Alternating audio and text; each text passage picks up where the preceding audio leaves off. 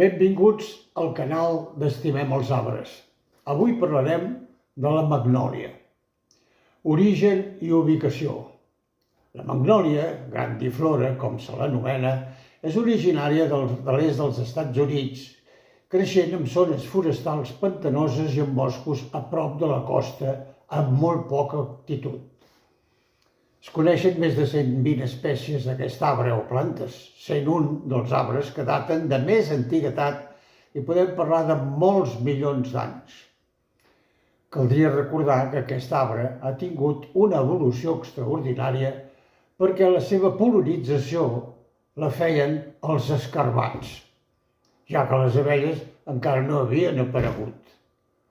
El seu nom el devem a l'honor a un botànic francès de Montpellier nascut a 1638, anomenat Pierre Magnol, fill d'un apotecari apassionat per la història natural i sobretot la botànica. I també esdevingué metge de la cort del rei de França. A casa nostra el tenim a molts indrets, però un dels més vistosos potser són els que ens donen la benvinguda a l'entrada en el nostre poble venint de Granollers, sent els guardians fidels dos taixondis espectaculars que en parlarem en altres setmanes. Característiques. La magnòlia és un arbre de fins a 25 metres d'alçada, d'un creixement lent. El seu tronc, amb una escorça grisa, té un diàmetre de 30 a 45 centímetres. La seva copa és piramidal i molt densa, amb unes condicions adients pot arribar a mesurar de 8 a 10 metres de diàmetre. Les seves fulles perennes fan entre 8 i 15 centímetres de color verd intens. Té una gran flor de color blanc o crema, molt aromàtica, de gairebé un pam. Floreix entre els mesos de maig i juliol i la floració és just el que converteix aquesta espècie en molt valorada, ja que les seves flors tenen molta durada.